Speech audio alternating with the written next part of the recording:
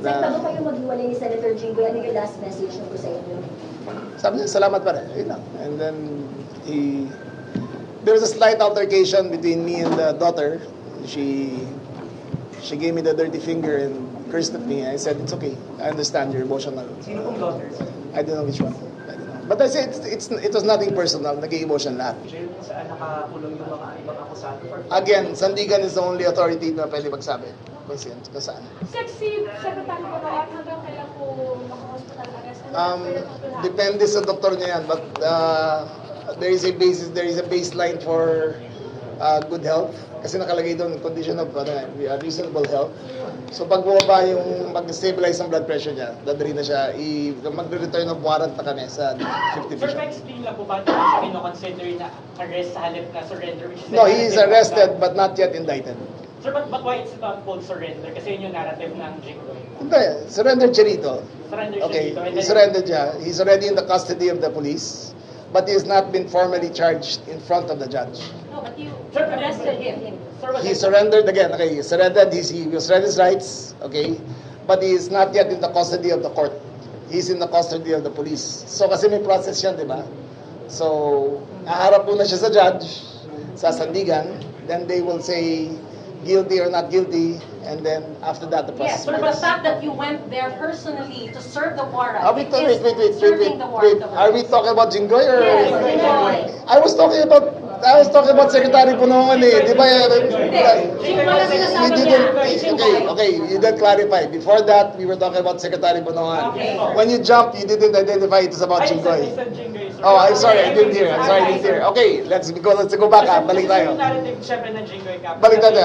Okay, we arrested him in the Senate. He was read his rights in the Senate.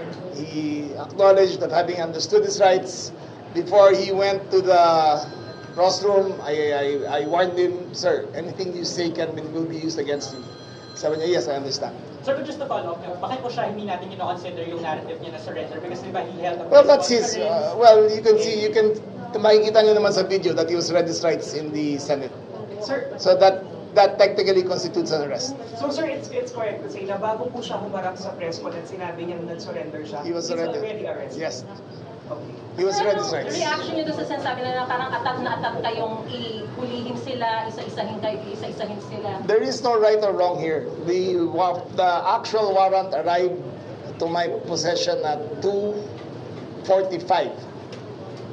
At by 3:15, I was in the Senate. There is no right or wrong answer in this. As soon as I got the warrant, I acted on it. Sir, yung konting miscommunication at altercation sa Senate kanina with Senate President, hindi ba natin tinitignan yung sir na tangkang obstruction of justice? Hindi naman. He was explaining his side that this never happened before. But my side was that nung nakawala si Bato, you lost that privilege already of having protected custody. Paano niya tinake yun, sir, yung statement niya? We were fine. Magkasama kami rin sa taas. We were talking afterwards and he understood. Sir, ba't niya sinasabi yun? Eh, di ba ang sinabi naman niya talaga from the very beginning, if it's a local court that will issue the arrest warrant, susundin nila. Yes. Bakit may ganun? He was insisting that nobody could be arrested inside the Senate. He was requesting that he be brought out of the Senate first. But this is beyond 6 years that we're talking about. Exactly. And I said, I'm sorry, sir. There is no, we do not, you lost that privilege when Senator Bato escaped. We will arrest him now on the spot. Was it only because of the escape of Bato or because there's also a 6-year rule na if it's beyond 6 years? Both. Usually meron kasing Senate and executive respect for the leadership. Usually ilalabas mo na yan eh. But tama na, di ba? Tama na. There's no more hiding behind the curtains of the Senate. Sir, So, sir, sir, moving forward- pinayagan niyo ba na mag-press con siya? Dahil It's within his rights. I warned him. I did warn him. I told him, whatever you say can be used against you. And he said he understands.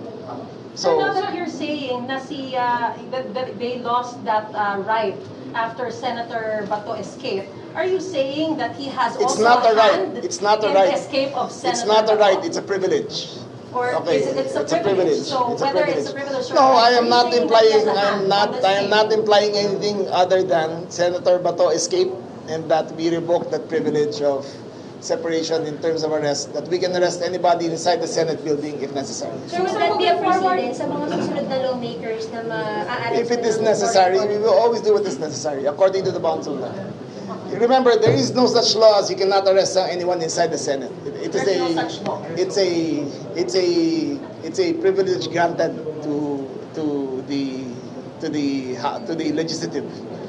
So for the first time, Because of courtesy? because of courtesy, it is a courtesy. But there is no such law which prevents us from arresting anyone in the Senate. So even if it's not beyond 6 years? I there's no think such what law? is, let me get this straight and you can research it for me, but I think what is not allowed is if they are in session. Okay. But after session, Content na, sir. Walang content na po. yes, all five are accounted for. Sir, may Thank you, entertain. Last two questions from the media. responsibility po ba na dito siya mag-stay? Kasi yung court po hanggang... It's up to the Sandigan Bayan. It's up It's a to, possible you're welcome here, sir. we have no, the Sandigan Bayan determines where he'll be incarcerated. Pero ready ba ang custodial facility? The custodial Ready ba siya? facility is barely livable.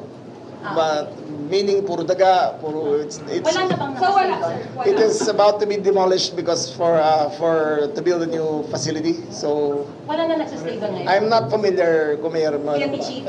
Sir, wala na nagsastay doon sa... Meron yata konti na lang yung mga Chinese na nahuli namin dati sa kidnapping.